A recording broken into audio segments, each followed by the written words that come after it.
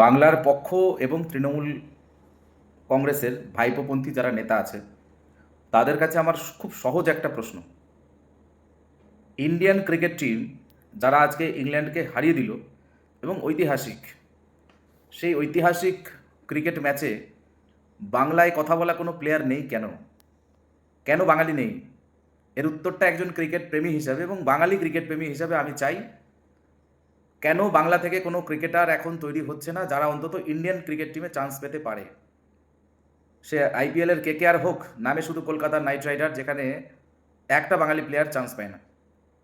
এই চান্স না পাওয়াটা কাদের ব্যর্থতা? 100% রাজ্য সরকার এবং তাদের পরিকাঠামোর ব্যর্থতা।